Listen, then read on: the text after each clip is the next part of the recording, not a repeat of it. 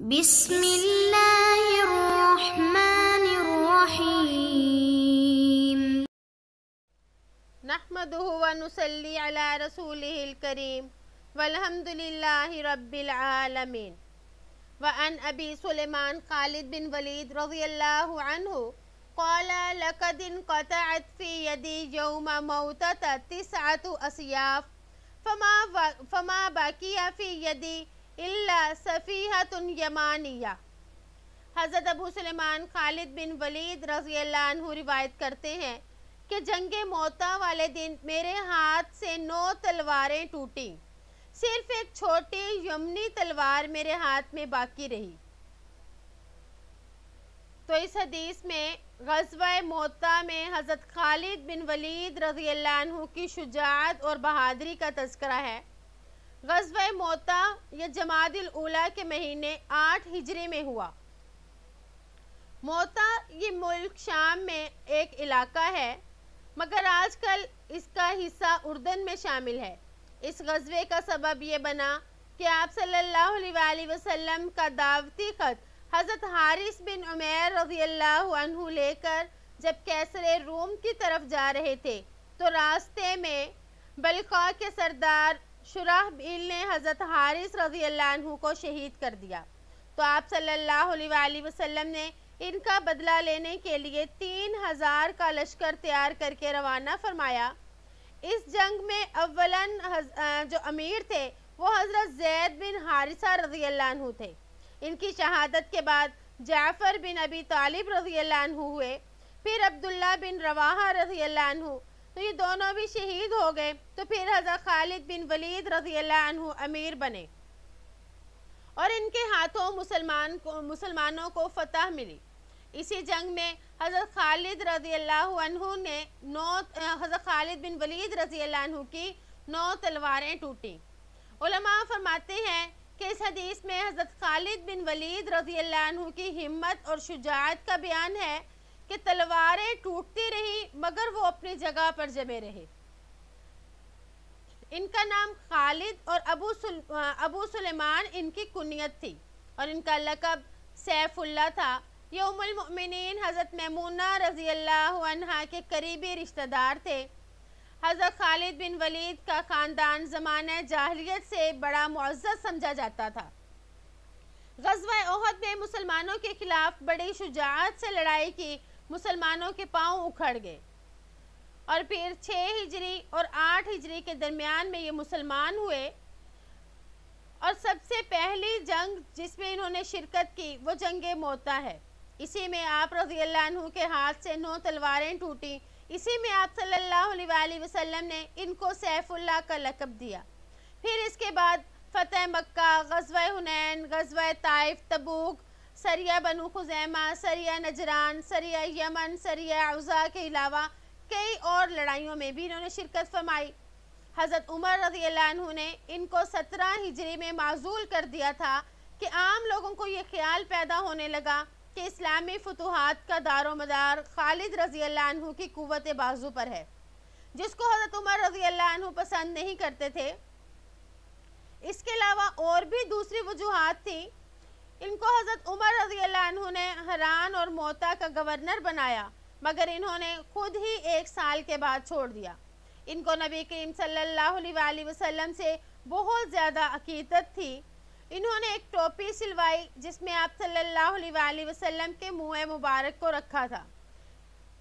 ایک جنگ کے میدان میں ہر جنگ کے میدان میں اس کو پہنتے تھے، تو ایک جنگ کا میدان یعنی یرموک کی جو جنگ ہوئی تھی تو اس میں یہ ٹوپی کہیں گم گئی، تو پھر تلاش کی، تو تلاش کرنے کے بعد مل گئی۔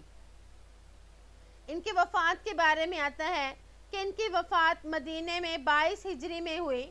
بعض نے وفات کا مقام حمص بھی بتایا، مگر مدینہ جو ہے یہ والا قول زیادہ راجح ہے۔ حضرت عمر رضی اللہ تعالیٰ عنہ نے ان کے جنازے میں شرکت فرمائی۔ ان سے 18 روایات منقول ہیں۔ تو یہ حضرت خالد بن ولید جو تھے مسلمانوں کے اتنے بڑے سپہ سالار، یہ ان کے مختصراً حالات تھے۔ وعن عمرو بن العاص رضی اللہ عنہ انہ سمع رسول اللہ صلی اللہ علیہ وسلم یقول اذا حکم الحاکم فاجتہد ثم اصاب فلہ اجران وَإِنْ حَكَمَ وَاجْتَهَدَ فَاقْطَعَ فَلَهُ أَجْرٌ متفق علیہ۔ حضرت عمر بن عاص رضی اللہ عنہ روایت کرتے ہیں کہ انہوں نے رسول اللہ صلی اللہ علیہ وآلہ وسلم کو فرماتے ہوئے سنا، جب حاکم فیصلہ کرے اور اجتہاد سے کام لے، پھر اجتہاد سے وہ درستی تک پہنچ جائے تو اس کے لیے 2 گنا ثواب ہے، اور اگر وہ فیصلہ کرے اپنے اجتہاد سے اور اس میں غلطی کرے تو اس کو 1 اجر ملے گا۔ تو اس حدیث کا تعلق اس صورت میں ہے کہ جب کہ وہ حکم یعنی جس کے بارے میں فیصلہ کرنا ہے وہ حکم قرآن اور سنت اور اسلامی فقہ میں بیان نہ ہوا ہو، اس کے بعد وہ اجتہاد کرے اور اچھی طرح تمام نظائر اس کے مشابہ مسائل پر بھی غور کرے، اس کے باوجود اس نے اب غلط فیصلہ کیا تو اب اس پر اس کو ثواب ملے گا۔ تو حدیث سے معلوم ہوا کہ قاضی اسلام اور مفتی اسلام کو ایسی جزیات میں اجتہاد کا اختیار حاصل ہے جس میں شریعت میں کوئی صریح حکم نہ ہو۔ ملا علی قاری رحمہ اللہ فرماتے ہیں کہ امام ابو حنیفہ رحمہ اللہ کے نزدیک کسی چیز کا حکم کتاب اللہ، احادیث، اجماع میں مذکور نہ ہو تو اب قیاس کے علاوہ کوئی چارہ نہیں ہے۔ تو اب اس صورت میں قیاس کرنا اور اس پر عمل کرنا واجب ہوگا۔ اس کی مثال ایسے ہے جیسے کسی کو قبلے کا رخ معلوم نہ ہو تو اب وہ تحری یعنی سوچ و بچار کر کے کسی ایک سمت کو، کسی ایک طرف کو متعین کرے گا اور اس کی طرف نماز پڑھ لے گا تو اس کی نماز صحیح ہو جائے گی، اگرچہ بعد میں معلوم بھی ہو کہ جس طرف اس نے نماز ادا کی وہ تو قبلے کا رخ ہی نہ تھا۔ اس حدیث کے راوی حضرت عمر بن عاص رضی اللہ عنہ ہیں، ان کا نام عمر اور ابو عبداللہ اور ابو محمد۔ عن عائشہ رضی اللہ عنہ ان النبی صلی اللہ علیہ وسلم قال اللہم من فیہ جہنم فابردوها بالماء متفق علیہ۔ حضرت عائشہ رضی اللہ عنہ سے روایت ہے کہ نبی کریم صلی اللہ علیہ وآلہ وسلم نے فرمایا بخار جہنم کی شدید حرارت سے ہے، پس تم اسے پانی سے ٹھنڈا کرو۔ پانی سے بخار کا علاج فرمایا۔ علماء فرماتے ہیں یہ ہر بخار کے لیے نہیں ہے بلکہ صرف اس بخار کے لیے ہے جس میں بخار کا تعلق صفرا سے ہوتا ہے، جو اہل حجاز میں عموماً ہوتا تھا، اور بعض بخار میں پانی کا استعمال نقصان بلکہ کبھی کبھار تو ہلاکت کا باعث بھی بن جاتا ہے۔ تو اس میں آسان راستہ یہ ہے کہ کسی حاذق اور معتمد معالج سے پوچھ کر عمل کیا جائے، یعنی کہ کیا اس بخار کا توڑ پانی سے ہے یا نہیں۔ علامہ خطابی رحمہ اللہ فرماتے ہیں ایک شخص کو بخار ہوا اور وہ بخار ایسا تھا جس میں پانی کا استعمال نقصان دہ ہوتا ہے، تو اس نے پانی کا استعمال کر لیا تو وہ اچھا ہونے کی بجائے ہلاکت کے قریب پہنچ گیا۔ تو اس سے معلوم ہوتا ہے کہ حدیث کا حکم ہر قسم کے بخار کے لیے نہیں بلکہ مخصوص بخار کے لیے ہے، اور جیسا کہ ابھی بتایا کہ حجاز میں اکثر ایسا بخار ہوتا تھا تو اس لیے اکثریت کی وجہ سے آپ صلی اللہ علیہ وآلہ وسلم نے اس کا یہ توڑ بتایا۔ وَأَنْهَا رضی اللہ عنہ عن النبی صلی اللہ علیہ وسلم قال من مات وعلیہ صوم صام عنہ ولیج متفق علیہ۔ والمختار جواز الصوم عمن مات وعلیہ صوم لہذا الحدیث، والمراد بالولی القریب وارثا کان او غیر وارث۔ انہی سے یعنی حضرت عائشہ رضی اللہ عنہ سے روایت ہے کہ نبی کریم صلی اللہ علیہ وآلہ وسلم نے فرمایا جو شخص فوت ہو جائے اور اس کے ذمے کچھ روزے تھے تو اس کا ولی اس کی طرف سے روزہ رکھے۔ اس حدیث کی روح سے فوت شدہ شخص کے ذمے روزے ہوں تو پسندیدہ بات اس کی طرف سے روزہ رکھنا ہے، اور ولی سے مراد قریبی رشتہ دار ہے، چاہے وہ وارث ہو یا نہ ہو۔ تو اس حدیث میں ایک مسئلے کی طرف اشارہ ہے، یعنی کیا میت کی طرف سے اس کا ولی روزہ رکھ سکتا ہے یا نہیں۔ تو یہ مسئلہ بیان کیا جا رہا ہے کہ اگر کسی شخص کا انتقال ہو جائے، اس کے ذمے کچھ روزے واجب ہوں، تو اب کہا گیا کہ اس کے جگہ اس کا ولی روزے رکھ لے۔ تو اس مسئلے میں فقہاء کا کچھ اختلاف ہے، اس میں دو مذہب ہیں۔ پہلا مذہب جمہور فقہاء امام ابو حنیفہ، امام مالک، امام شافعی وغیرہ کے نزدیک آدمی کے مرنے کے بعد دوسرا آدمی روزہ نہ رکھے، بلکہ اس کی طرف سے روزوں کا بدلہ یعنی فدیہ دیا جائے۔ دوسرا مذہب امام احمد وغیرہ کا ہے کہ میت کی طرف سے اس کے ورثاء روزہ رکھیں، اور وہ اس حدیث سے استدلال فرماتے ہیں۔ تو اس کا جواب یہ دیا جاتا ہے کہ یہاں پر جو فرمایا کہ روزہ رکھے، تو مطلب یہ ہے کہ فدیہ دے دے، یہ بھی روزہ رکھنے کے ہی قائم مقام ہوتا ہے۔ اور ایک جواب یہ دیا گیا کہ یہ حدیث منسوخ ہے، اور علامہ انور شاہ کشمیری رحمہ اللہ فرماتے ہیں کہ ورثاء میت کی طرف سے روزہ رکھیں، مگر بطریق نیابت کے نہیں بلکہ ایصال ثواب کے لیے رکھیں، کہ روزہ رکھ کے اس کا ثواب میت کو پہنچا دیں، جیسے دوسری عبادت کی جاتی ہے، نوافل وغیرہ پڑھے جاتے ہیں۔ اور ایک جواب یہ بھی دیا گیا کہ زندگی میں کوئی بدنی عبادت میں بدل نہیں ہو سکتا، تو مرنے کے بعد یہ بدل کیسے ہو سکتا ہے، یعنی مرنے کے بعد اب وہ اس کی جگہ روزہ نہیں رکھ سکے گا، بلکہ وہ یہ کرے گا کہ اس روزے کا فدیہ دے دے گا۔ وعن عوف بن مالک بن طفیل ان عائشہ رضی اللہ عنہا حدثت ان عبداللہ بن زبیر رضی اللہ عنہما قال فی بیع او عطاء اعطته عائشہ واللہ لتنتہین عائشہ او لأہجرن علیہا قالت اہو قال هذا قالوا نعم قالت هو اللہ علیہ نظر اللہ اکلم ابن زبیر ابدا فاستشفع ابن زبیر الیہا حین طالت الہجرہ فقالت لا واللہ لا اشفع فیہ ابدا ولا اتحنس الی نظری۔ حضرت عوف بن مالک بن طفیل رضی اللہ عنہ روایت کرتے ہیں کہ حضرت عائشہ رضی اللہ عنہ کو بتایا گیا کہ حضرت عبداللہ بن زبیر رضی اللہ عنہما نے کسی سودے یا عطیے کے بارے میں جو حضرت عائشہ رضی اللہ عنہ کو دی تھی، کہا دیتی تھیں کہ اگر میری خالہ حضرت عائشہ رضی اللہ عنہ اس طرح خرچ کرنے سے رک نہیں جاتی تو میں ان پر پابندی لگا دوں گا۔ حضرت عائشہ رضی اللہ عنہ نے یہ سن کر فرمایا، کیا عبداللہ نے واقعی ایسا کہا ہے؟ لوگوں نے کہا ہاں۔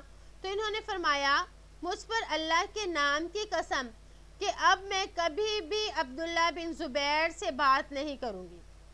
جب یہ ترک تعلق لمبا ہو گیا تو حضرت عبداللہ بن زبیر رضی اللہ عنہما نے حضرت عائشہ رضی اللہ عنہ کی طرف سفارش کروائی، تو انہوں نے فرمایا، اللہ کی قسم میں ابن زبیر رضی اللہ عنہ کے بارے میں کبھی سفارش قبول نہیں کروں گی، نہ اپنی نظر توڑنے کے گناہ کا ارتکاب کروں گی۔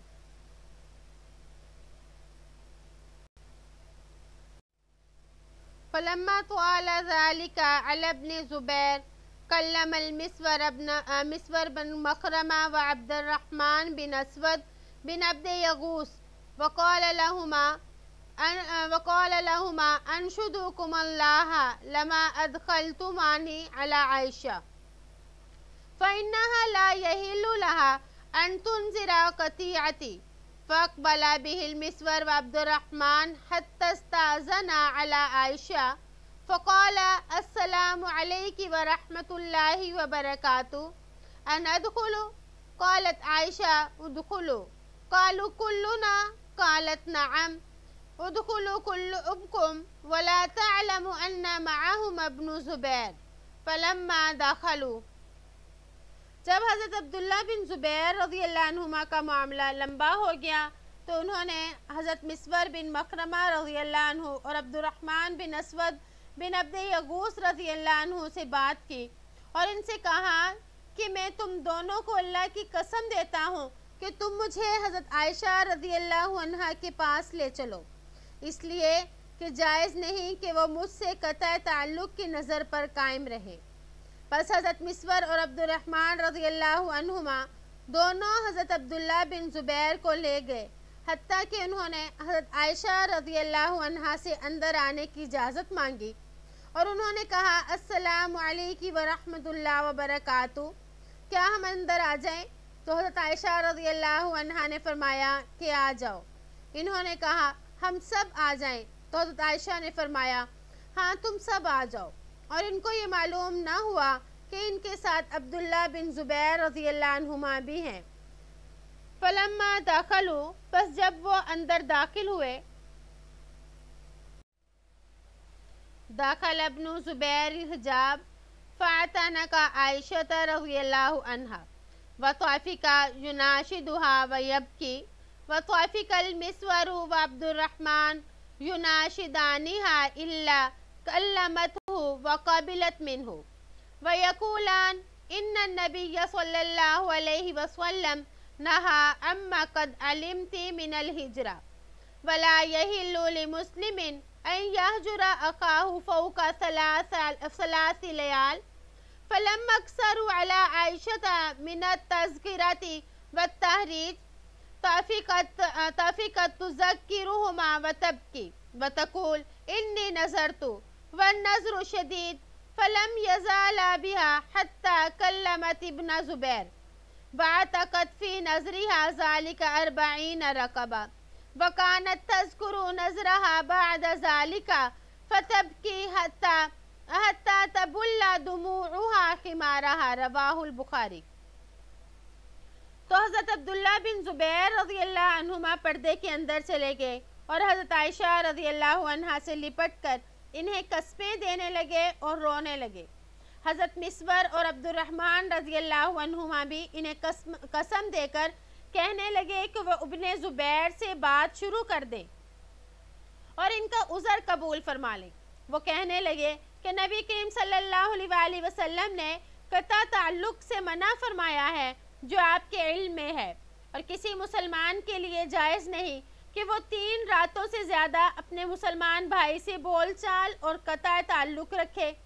پس جب انہوں نے حضرت عائشہ رضی اللہ عنہما کے سامنے وعظ و نصیحت شروع کر دی تو وہ رونے لگیں اور فرمانے لگی میں نے تو نظر مانی تھی اور نظر کا معاملہ بڑا سخت ہے، مگر یہ دونوں برابر اصرار کرتے رہے حتیٰ کہ انہوں نے حضرت عبداللہ بن زبیر رضی اللہ عنہما سے کلام فرما لیا اور اپنی نظر کے توڑنے کے کفارے میں حضرت عائشہ رضی اللہ عنہا نے 40 غلام آزاد کیے۔ اس کے بعد جب بھی ان کو اپنی نظر یاد آتی تو خوب روتی حتیٰ کہ ان کے آنسو ان کے دوپٹے کو تر کر دیتے۔ حضرت عبداللہ بن زبیر رضی اللہ عنہما یہ حضرت اسماء رضی اللہ تعالی عنہا کے بیٹے اور حضرت عائشہ رضی اللہ تعالی عنہا کے سگے بھانجے تھے۔ حضرت عائشہ رضی اللہ عنہا بہت زیادہ سخی تھی، جو کچھ بھی مال ان کے پاس آتا اس کو فوراً تقسیم فرما دیتی۔ تو اس پر حضرت عبداللہ بن زبیر نے ان کو روکنا چاہا تو اس پر حضرت عائشہ ناراض ہو گئی۔ پھر حضرت عبداللہ بن زبیر رضی اللہ عنہما نے معافی مانگ کر ان کو راضی کر لیا۔ اب اس پر یہ سوال ہے کہ 3 دن سے زیادہ تو قطع تعلق کرنا منع ہے، تو حضرت عائشہ رضی اللہ عنہا نے 3 دن سے زیادہ کیوں قطع تعلق کیا؟ تو اس کا جواب یہ دیا جاتا ہے کہ اگر دینی مصلحت ہو تو 3 دن سے زیادہ قطع تعلق کرنے کی علماء نے اجازت دی ہے، جیسے کہ وہ 3 صحابہ جو غزوہ تبوک میں نہ جا سکے تو ان سے 50 دن تک بائیکاٹ کیا گیا۔ اسی طرح ایک مدت تک ملنا جلنا چھوڑ دیا تھا، اور حضرت عبداللہ بن عمر رضی اللہ عنہما نے اپنے بیٹے حضرت بلال رحمۃ اللہ علیہ سے کافی دیر تک کافی عرصہ بات چیت کرنا چھوڑ دی، لیکن اس میں شرط یہ ہے کہ نیت صادق ہو اور اس میں کسی نفسانی خواہش اور کوئی دنیاوی غرض کا دخل نہ ہو۔ امید ہے کہ آپ کو آج کا سبق سمجھ آ گیا ہوگا۔ السلام علیکم ورحمۃ اللہ وبرکاتہ.